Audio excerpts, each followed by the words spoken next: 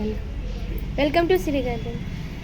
ఈరోజు మన వీడియో దేని గురించి అంటే జొన్న కుడుములు చేద్దామండి. దానికోసం ఇదిగో తిరగలు చూసారా ఎంత బాగుందో.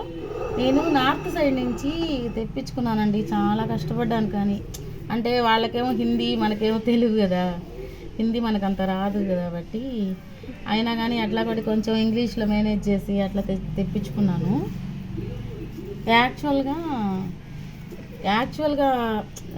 ట్రాన్స్పోర్ట్ కాకుండా అయితే 1300 అండి. ఇది మామూలుగా చాలా కష్టపడి తెచ్చుకున్నానండి. అడ్రస్ కూడా ఇప్పుడు కొంచెం కష్టమే. తెచ్చుకున్నప్పటి నుంచి ఒక్కసారి కూడా తీయలేదు. ఇదే ఫస్ట్ టైం అనమాట స్టార్ట్ చేయడము. ఇప్పుడు జొన్న కుడుములు చేసుకోవడానికి ముందుగా జొన్నలు కావాలి కదండి.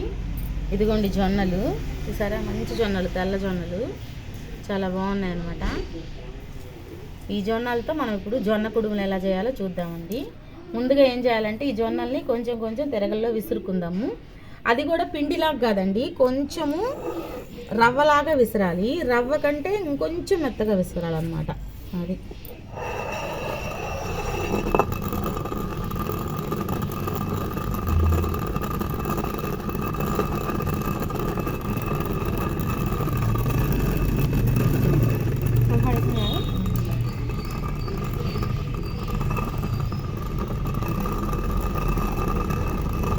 ఇంకొక విషయం చెప్పాలండి మీకు. తిరగల్లో విసరడం వల్ల మన పూర్వీకులంతా తిరగల్లో విసిరేవాళ్ళు కాబట్టి బాగా దిట్టంగా స్ట్రాంగ్ ఉన్నారండి. మన అమ్మమ్మలు తాతలు 90 ఏళ్ళు 95 ఏళ్ళు బతికారు కదా. కొంతమంది 120 ఏళ్ళు కూడా బతుకుతారు. చూసారా ఎలా వస్తున్నదో, చూసారా. మనం మళ్ళీ కావాలంటే మళ్ళీ దీన్ని మళ్ళీ విసురుకోవచ్చు అనమాట. మనకు కావాల్సిన కన్సిస్టెన్సీ వరకు విసురుకోవాలి.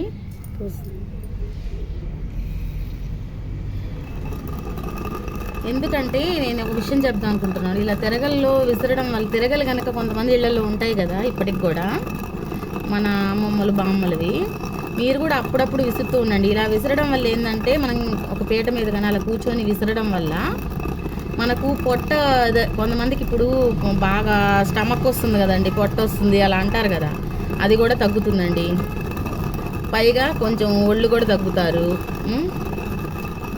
ఈ చెయ్యి కూడా నర్వ్స్ బాగా యాక్టివేట్ అవుతాయి అన్నమాట. అదండి విషయం. ఇట్లా కొంచెం కొంచెం పోసుకొని మనం జొన్నల్ని విసురుకోవాలి. జొన్నలే కాదు ఏదైనా విసురుకోవచ్చు, చాలా బాగా పడుతుందండి. చూసారా, ఇది ఈ మోడల్ ఏంటంటే నేను కావాలని తెప్పించుకున్నాను. అప్పుడు మామూలుగా తిరగల కంటే ఈ పక్కన ఇది ఇలా ఈ చుట్టూరా ఇలా ఉండదు కదా. ఇప్పుడు మనం ఇప్పుడు విసిరినది కింద పడకుండా క్లాత్ మీద దేని మీద విసిరేవాళ్ళు కదా, అలా కాకుండా ఇప్పుడు దీంట్లోనే పడిపోతుంది అనమాట. తర్వాత మనం ఈజీగా తీసేసుకోవచ్చు.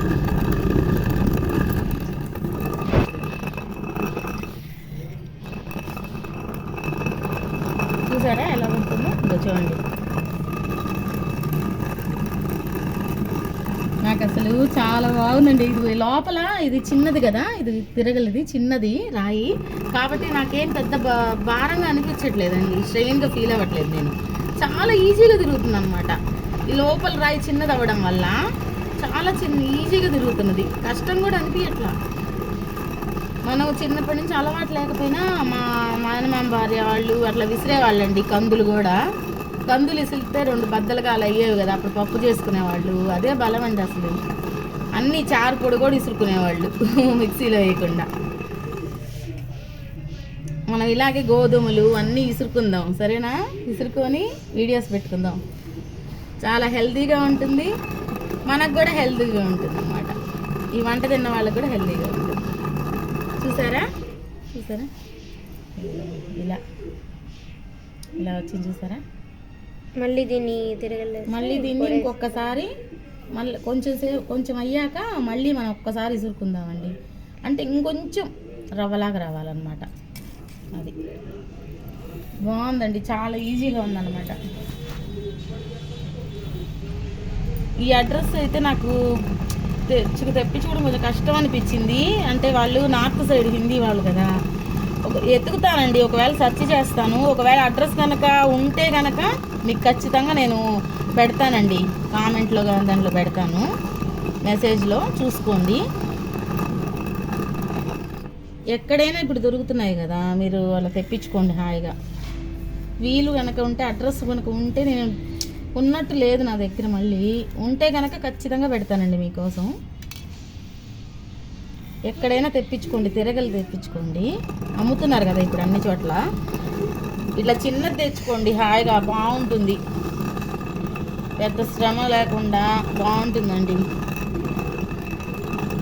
సరే ఇదంతా ఇచ్చిన తర్వాత మళ్ళీ చూద్దాం.